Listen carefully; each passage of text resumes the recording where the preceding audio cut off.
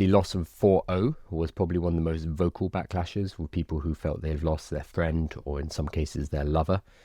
I think Sam Altman did recognize that was a problem, because they put out a couple of statements, one official, one unofficial, on Twitter, saying we underestimated how attached people had become to 4.0, and they're now rolling out changes to GPT-5 to make it more personable and more affable in the way that 4.0 was. Not something that I personally think is required, but a lot of people did. So the biggest story from Altman's dinner wasn't his mea culpa. It was his math. So you will not see us do that. You will not see us do that. We will continue to work hard at making a useful app, and we'll try to let users use it in the way they want, but not so much that people who have really fragile mental states get exploited accidentally. So this is the really fine line, because the reason 4.0 was potentially problematic was that it was feeding into people's delusions, because it was so agreeable. You could have a worldview that wasn't aligned with reality. I'm going to euphemistically say that. I'm not going to throw around the word AI psychosis, because it's a loaded term. But you could have a worldview which maybe didn't align with all the facts of what was actually happening, the objective truth. You could talk to 4.0 and 4.0 would agree with you, and 4.0 would validate your opinions. So if you've ever talked to a therapist, that's one thing that therapists don't do. If you are losing track of reality, a therapist will not sit there and agree with you and help you go deeper into that rabbit hole, whereas 4.0 would. So Sam Altman is saying, we'll continue to make it useful. We want users to use it in the way they want, but not so much that people who have really fragile mental states get exploited.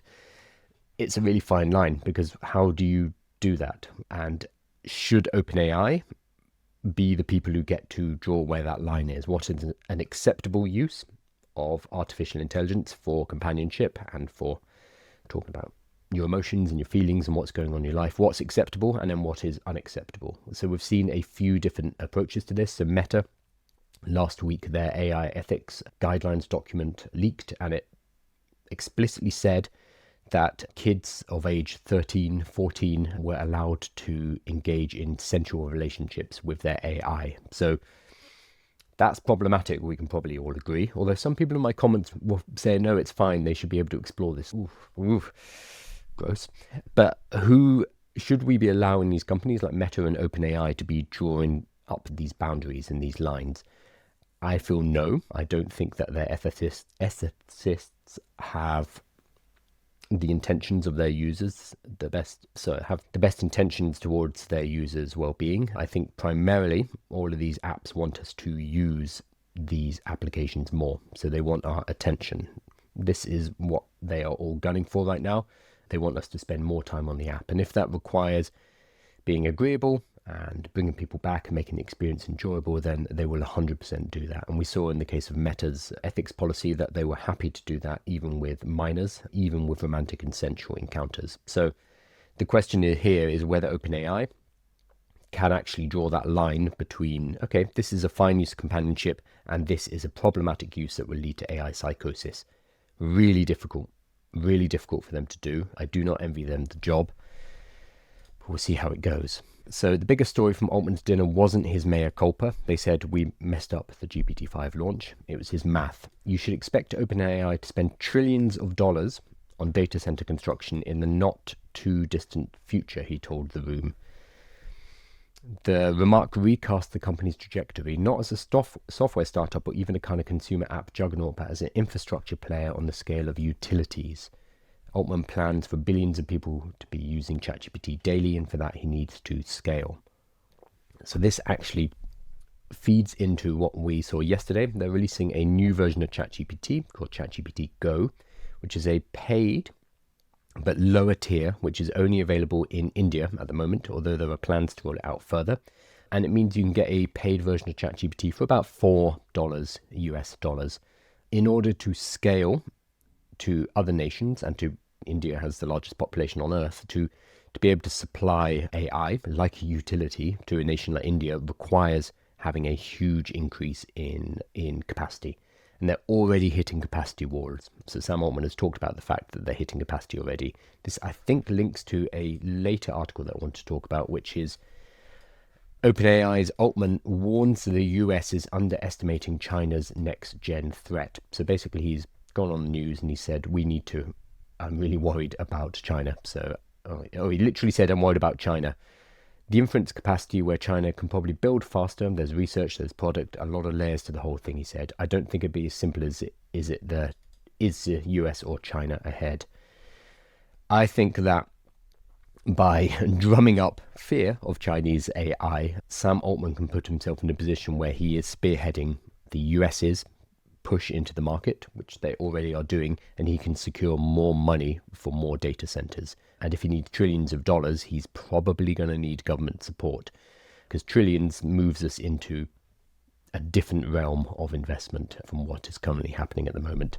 So by drumming up a bit of fear, a little bit of scaremongering about Chinese AI, some of which is very justified, I think Sam Altman is positioning himself to take US AI into the next stage as a strategic consideration, which is a very clever move if that's what he's up to. I'm going to hop over to some questions.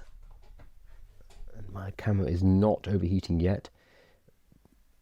Yes, it is an arms race. It's a new arms race, but it's with artificial intelligence. So it's currently a two-horse race. I don't see it changing from that. It is currently China and the United States. Europe has basically said, no, we're not taking any part of this. Already there was not enough investment going in, and there was a brain drain with most of the engineers heading over to America. And then the EU AI Act, gosh, I've said it 100 times, I'm never going to be able to smoothly say it. The EU AI Act is basically a final nail in the coffin. It makes it too difficult for an AI startup to grow here, because we need less regulation to be able to push forward, and America already offers that. America is where the investment is as well, so it's just a no-brainer for our AI startups, which is why you don't see many in the EU. Mistral is hanging on in France. I struggle to name a single other European startup. Lovable, actually, who I'm going to go and see next Monday, but even Lovable, who are based in Stockholm, where I'm going to go and visit them, even Lovable have a San Francisco headquarters as well. So that's just the reality of the situation. It is US and UK, US and China. UK's got nothing to do with it, which is a shame, because we had DeepMind. So DeepMind was a UK-based lab until it was purchased by Google. And now they are the core of Google's push forward into artificial intelligence. But that was British-born, just not anymore. The attachment issues were predictable, and they knew the risks. There were no guardrails. Yeah, I think they maybe underestimated the attachment a little bit. Because remember, there was a post from Sam Altman where he talks about not expecting people to use AI for those kind of workflows.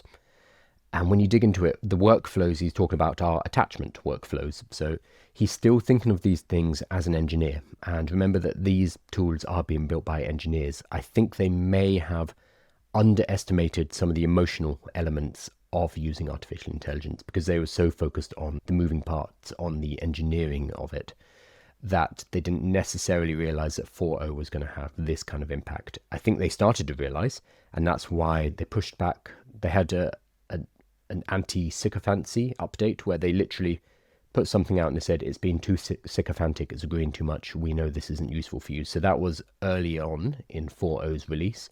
And then the whole point of replacing 4.0 wholesale with 5 was to get rid of a model that was overly agreeable, was potentially leading people into AI psychosis. They wanted to get rid of all of that stuff, which is why they just killed off 4.0 totally. But then I don't think they realized how large an outcry there would be. That's why they quickly rolled back, and they released a few statements saying, oh, we didn't realize that this was so important to people. And then moving forward, they've now adjusted GPT-5 to make it more like 4.0, so they've made it more personable. So far, from what I've seen, it's relatively surface level. It will just say things like, great idea, or it's just very supportive at the beginning of its answers, but then it goes into a normal GPT-5 answer.